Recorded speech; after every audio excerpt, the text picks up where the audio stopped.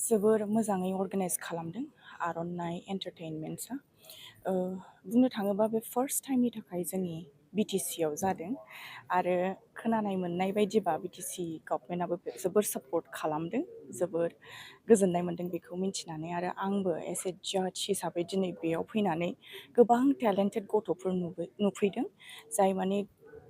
गोबां दाब दाब जायगानिफ्राय फैदों खालि क'क्राझारनिल' नङा गासैबो आसामनिफ्राय बेयाव फैजोबदों बिथांमोनखौहाय नुफैनानै बिथांमोनजोंहाय इन्टारेक्ट खालामनो मोननानै आं जोबोर मोजां मोनदों माबायदि जाहैगोन बिथांमोना गोबां मोजां मोजां गथ'फोर ओंखारबाय जोंनि जायगायावबो बुंनो थाङोबा बिसोरो दा बेयाव देरहायोब्ला बिसोरो मिस इउनिभार्स इन्डियायावहाय बिथांमोनहा माने चान्सखौ मोनगोन बेनिफ्राय जुदि इन्डियायाव देरहायोबा बिथांमोनहा आरोबाव गोजौसिन थाखोआवहाय बादायलायहैनो मोनबावगोन स' दा जोंनिफ्राय बुंनो थाङोबा जोंनि बर'खौथ' जों अलवेज देरहाजानो लुगैयो जोंनिफ्राय जुदि सोरबाफोर बर' गथ'आ जुदि देरहालांनो मोनोबा जोबोर मोजां जागोन आरो आर'नाइ एन्टारटेनमेन्ट जोबोर मोजां मोजां श'स लाबोबाय थायो बिथांमोनहा गोदोनिफ्रायनो लाबोगासिनो बिदि देग्लायनिया नैबे फार्स्ट टाइमनि थाखाय लाबोदों आरोबाव आसा खालामो कि फिउचाराव आरो बेनिफ्राय साबसिन बिउटि पेजेन्ट्सफोर लानानै फैयो बिथांमोना थेंक इउ बिदिथ' गोबां माने गासैबो बुस्थुआनो माने माखासे नेगेटिभ पइन्ट्सबो थायो माखासे पजिटिभ पइन्ट्सबो थायो दा जुदि नोंथांमोनहा पजिटिभलि लानानै जुदि नायोबा गासिबो पजिटिभलि जायो ओमफ्राय जुदि नेगेटिभ महरै नायोबा नेगेटिभलि जालाङो जोंहा दिनैहाय माने मिस इउनिभार्स आसामनि ग्रेन्ड अडिशन जागासिनो दं क'क्राझार बड'फा कालचारेल कमप्लेक्सआव दा मिस इउनिभार्स आसामनिफ्राय दिनैहायनि ग्रेन्ड अडिशनाव जाय माने केन्डिडेटआ बेस्ट जागोन बेखौ जोङो ग्रेन्ड फाइनालनि थाखाय सेलेक्ट खालामगोन ग्रेन्ड फाइनालिया जागोन जोंना बङाइगाव सापागुरि आरसिसि अडिट'रियाम हलाव दा जायफोर केन्डिडेटफोरा गोसो गुदुं एबा अफलाइन अडिशनाव गोजाननि थाखाय फैनो हायाखै जों बिथांमोनखौ अनलाइन अडिशनबो लाबोनाय जागोन जाय बिथांमोनहा गोसो गुदुं जोंजों कन्टेक्ट खालामनानै अनलाइन अडिशनबो होनो हागोन आरो दा बेनोसै दिनै जोंनाव 30+ पार्टिसिपेन्टफोरा दंफैयो बुंनो थाङोबा जोंनाव दं गसाइगाव क'क्राझार बाक्सा चिरां उदालगुरि ओमफ्राय आपार आसामनिफ्राय जोंनाव दंफैयो दिखियाजुलि सनितपुर कार्बि आलं गलाघाट गोबां डिस्ट्रिक्टनिफ्राय दंफैयो आरो दिनै ग्रेन्ड अडिशनाव जाज हिसाबै आं एसे टाइटेल हल्डार लाइसेन्स हल्डार हिसाबै आं सासे दङ आरो जोंहा सेकेन्डआव बर'नि फेमास एक्ट्रेस फुजि बसुमतारी दङ आरो मडेलिं लाइननिफ्राय दैजि बसुमतारी आरो जोङो इण्डियाननिनो सासे बेस्ट पेजेन्ट ट्रेनार आरनिस दैमारि बेखौबो जोङो एसे जाज हिसाबै लाबोदों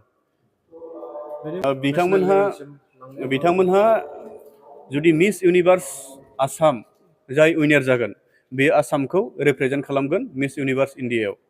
मिस इउनिभार्स इण्डियायाव रिप्रेजेन्ट खालामनाय लोगो लोगो जोंहा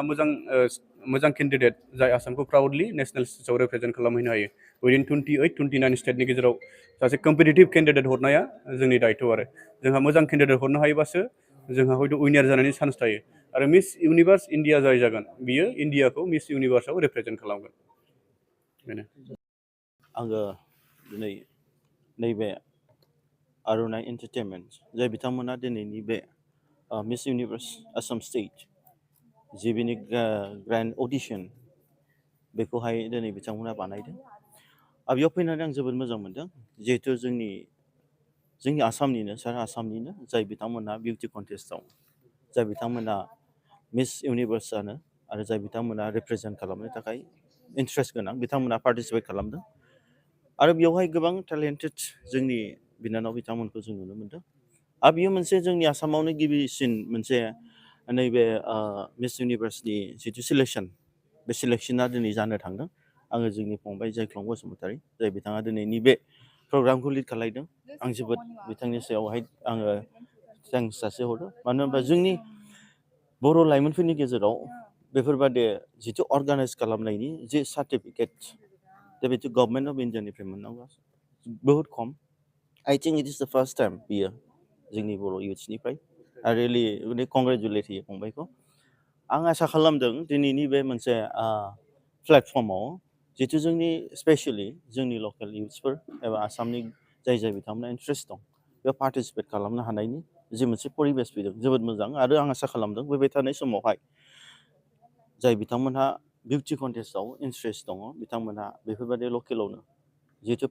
पार्टिसिपेट खालामनानै जितु आसामनि जे मिस इउनिभार्स सिलेक्सन जागोन आरो बेनिफ्राय जाय उइनार जागोन फार्स्ट बिथाङा मिस इन्डिया इउनिभार्स रिप्रेजेन्ट खालामगोन आरो बेनि उनाव इन्डिया रिप्रेजेन्ट खालामनो हागोन फार्दार बिथांमोना मोजां भाबै पार्टिसिपेट खालामनानै साक्सेस जायोब्ला दा बेफोरबायदि जोंनि इउथ्सफोरा जोंनि फेशन श' एबा जाय इन्ट्रेस्टेड दं बिथांमोना जितु बिनि गेजेरजोंबो माखासे जोंनि ससाइटि एबा जोंनि हारिखौ एबा जोंनि ओनसोलखौ रिप्रेजेन्ट खालामनो हायो आरो गोबां माने नेसनेल लेभेलाव इन्टारनेसनेल लेभेलाव थांनानै जितु ग्रेट एम्बासाडर जानो हायो बेवहाय जोंनि कालचार्स जोंनि राव हारिमु जोंनि गासैबो बिथिङावनो रिप्रेजेन्ट खालामनो हायो बे मोनसे प्राउड फिलिंस मोनसे जोंनि ससाइटिल' नङा जोंनि ओनसोल आसामनि एबा हादोरनि थाखाय मोनसे माने ग्रेट मोनसे अपरचुनिटि एबा मोनसे मुभमेन्ट फैगोन आरो बेयाव आं आसा खालामदों जिहेतु आसा इउथ लिडार्स हिसाबै जोबोद मोनसे बियो मेहेरगोनां आरो बाख्नायथाव आरो फैबाय थानाय समाव जाय बिथांमोना दिनैनि बे हाबाफारियाव कन्टेस्ट खालामदों साक्सेस जागोन आरो 23 एप्रिलावहाय